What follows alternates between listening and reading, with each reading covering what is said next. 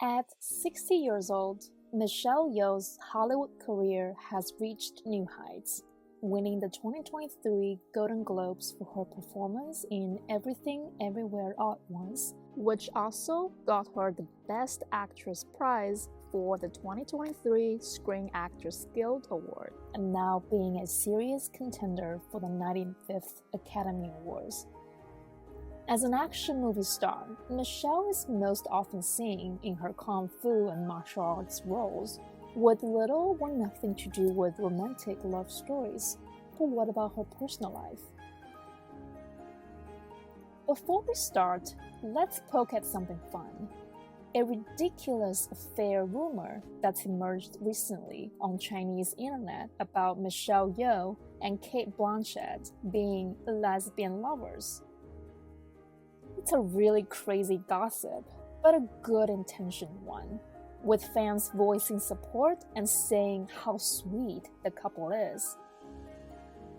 It all started with people noticing how affectionate Michelle and Kate behaved towards each other in their PDAs. Michelle even shared screenshots of their frequent BFF FaceTime video calls. Although Kate, who played lesbian roles in Carol and Tar, had admitted dating women in the past, this affair rumor, as both of them have male partners, is probably just a wild imagination from the fans who fantasized about two of the world's greatest actresses being together.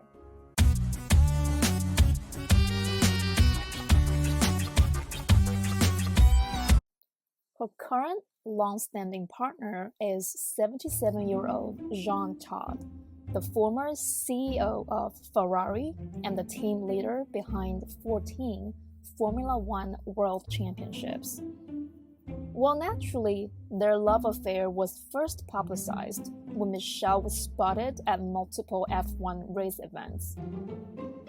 Apparently, it was love at first sight for Jean, and they got engaged in 2005 within just 6 months of dating. But it's taken them much longer to officially get married. In 2013, there were widespread media reports about how Michelle and Jean were finally tying the knot. She discussed her wedding plans with reporters at the premiere for her documentary film Pad Yatra: A Green Odyssey, and said at the time, "I'm currently thinking on how to arrange a special ceremony for my second marriage. My wedding must be held in my hometown in Malaysia, since my father is already 87-year-old and has difficulty traveling to other countries." Sadly, Mr. Yeoh passed away soon after in November 2014 and never got the chance to walk her down the aisle. In 2015, Michelle made another wedding announcement during an appearance at the Rebellion Valley 2015 Fall-Winter Fashion Show in Milan, this time saying that it would only be a small ceremony, just a meal with family and friends to celebrate the occasion. Yet, more than 8 years later, there are still no nuptials. The pair never got married and remained engaged for more than 17 years. But how did Jean and Michelle meet? This is where it gets interesting and complicated. Michelle was introduced to Jean in 2004 when attending a ribbon-cutting grand opening ceremony of a Ferrari flagship store in Shanghai with then-boyfriend Thomas Chung. Michelle started dating Thomas in 1999, who at the time was a high-flying film executive and producer in Hong Kong, but nowhere as famous as Michelle. According to tabloids, Thomas met Michelle when she was filming on the set of Crouching Tiger, Hidden Dragon, and fell head over heels for her. They dated on and off for about 4 years, while working together on films such as The Touch and Silver Hawk. This particular episode of Michelle's relationship isn't discussed on her Wikipedia page or covered in Western media, but was widely discussed in Hong Kong and Chinese tabloids. Thomas was reportedly pretty fed up about being described as Michelle's boyfriend. In fact, after the breakup in 2004, and when news about Michelle and John was dominating headlines around the world, he told the media in this interview, "When I finally heard everyone say, 'He's not Michelle Yeoh's boyfriend,' I felt relieved. Thank you so much for not calling me that anymore. The most painful thing for me is to hear others say, 'He's Michelle Yeoh's boyfriend.'" Right before Thomas, Michelle had a short engagement from 1998 to 2000 with American cardiologist Alan Heldman, who she met at a small party hosted by Barbara Broccoli, the producer of Tomorrow Never Dies. While Michelle was attracted to Alan's maturity, tenderness, and compassion, and Alan was drawn by Michelle's beauty, strength, and energy, it does appear though Alan was the more accommodating one in this relationship. He would frequently switch shifts with colleagues or take time off from the hospital he worked at, just so he could travel to wherever Michelle was filming to spend time with her. In this rare 2000 media interview, and the only place I could find of their pictures together, Michelle gushed about her wedding plans as a millennium bride. She said at the time, "With Alan, I have been very happy, and we have quite a bond. Currently, we're trying to find a balance. Let's hope after marriage, I can handle both a career and a family." Well, this hope apparently didn't pan out. The couple split up due to the very different lifestyles they had and the constant long-distance nature of the relationship. This clash between Michelle's career ambitions and the husband's desire for a normal family life was also what ended her first and only confirmed marriage from 1988 to 1992 with Dickson Poon, who was and still one of the richest businessmen in Hong Kong and the British Commonwealth, with his massive retail empire. He owns the iconic British luxury department chain Harvey Nichols and made headlines for donating 10 million to Oxford and then 20 million British pounds to King's College London.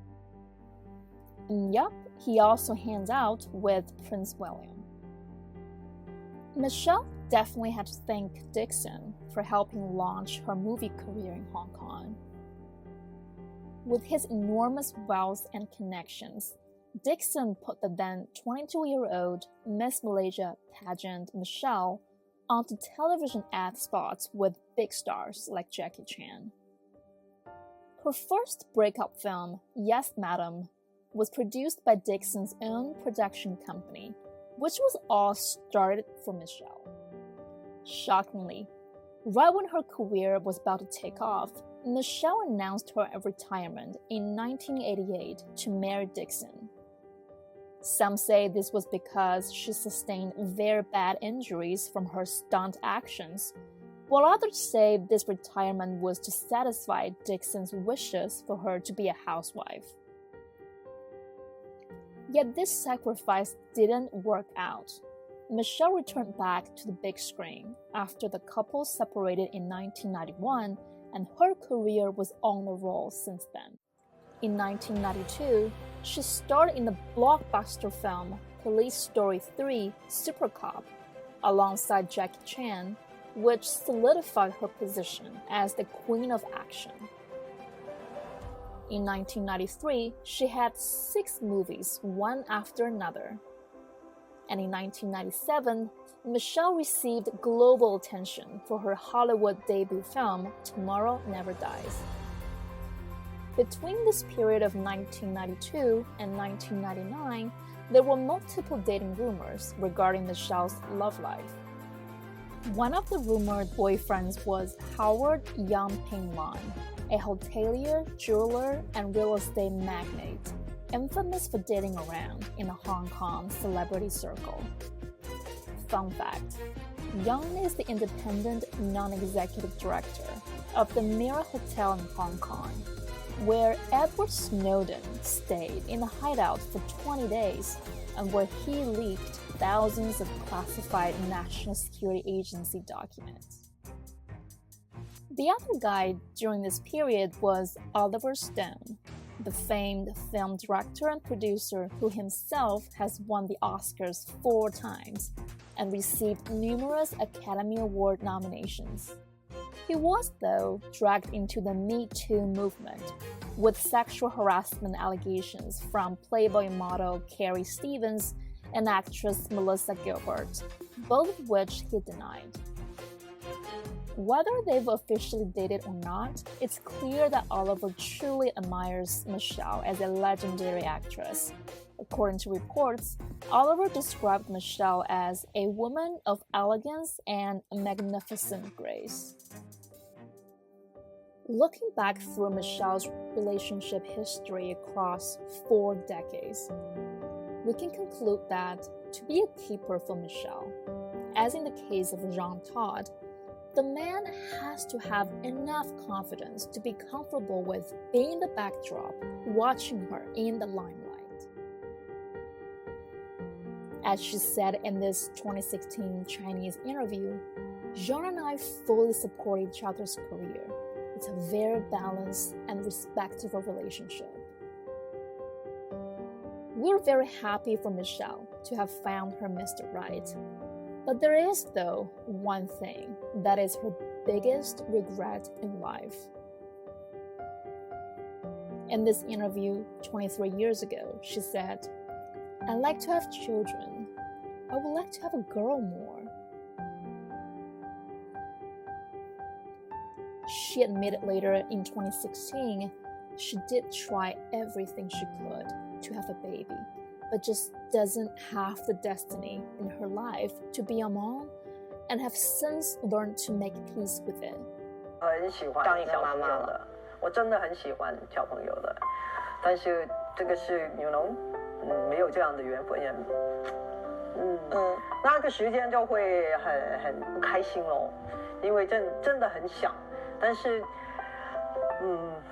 没有也你也真的，我们那个时间是做任何的东西想要可以得到小朋友的，但是也没有这样的缘分，所以都要you have to accept it. There were definitely media reports back then about her attempts at IVF.